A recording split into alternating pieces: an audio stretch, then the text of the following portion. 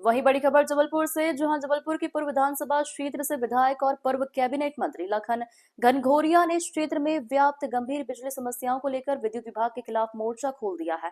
उन्होंने ओमती और मदार टेकरी क्षेत्र में नए फीडरों के निर्माण, पर्याप्त स्टाफ की नियुक्ति और ओवरलोडिंग की समस्या से निपटने के लिए उच्च क्षमता वाले 8 और 10 MVA पावर ट्रांसफार्मर स्थापित करने की मांग की है। इसके अलावा उन्होंने स्मार्ट मीटरों से आ रहे अत्यधिक और अनियमित बिलों की निष्पक्ष जांच कराने तथा बिना पूर्व सूचना के की जा रही अघोषित कटौती पर रोक लगाने की भी पुरजोर वकालत की है।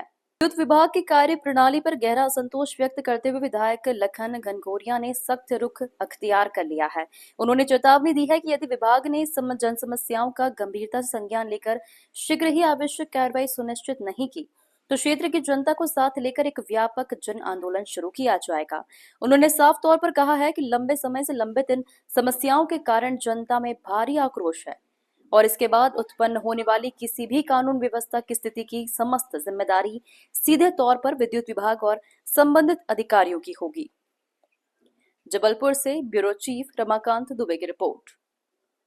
खिलाफ और मध्य प्रदेश सरकार के इस सबसे बड़े कमाऊ विभाग जिसमें सबसे ज्यादा भ्रष्टाचार है, खंबा उपभोक्ता लगाएगा, केबल के पैसा उपभोक्ता देगा, ट्रांसफार्मर का पैसा उपभोक्ता देगा, लेकिन बिजली का बिल हर साल बिजली की दरें बढ़ती और इस हिसाब से बढ़ती है कि आम आदमी इसमें परेशान हो जाता है। स्थिति ये है कि जिनके कभी 500,000 रुपया बिल आता था, आज उनके 10,000, 8,000, 5,000 बिल आ रहा है। कोई देखने वाला नहीं, कोई चेक करने वाला नहीं। जब मर्जी आए प्राइवेट सेक्टर में दे दिया, जब मर्जी आए तब बिल बढ़ा देते। तो ये एक बार ट्रिपिंग होती है, ट्रांसफार्मर जलता है, केबल जलती, इसमें भी दोष सरकार का है। लंबे समय से ट्रांसफार्मर बदले नहीं, जिनकी क्षमता 400 मीटर की, अब 800 मीटर लगे हैं। ट्रांसफार्मर फटेंगे, केबल फटेगी, लेकिन जब एक बार फटती है तो 3-4 दिन तक लाइट गोल रहती है। कोई सुध लेने वाला नहीं बिजली विभाग का। हर तरीके से गरीबों को लूटा जा रहा। इसके दुष्परिणाम ये भी निकल रहे हैं अघोषित बिजली कटौती के, कि जहां कहीं फिल्टर प्लांट है जल सप्लाई के लिए, पता चला 2-3 घंटे बिजली गोल है तो पानी ही नहीं भर रहा टंकियों में, लोगों को पानी भी नहीं मिल रहा। तो कुल मिला के सरकार की ये निष्ठुरता है।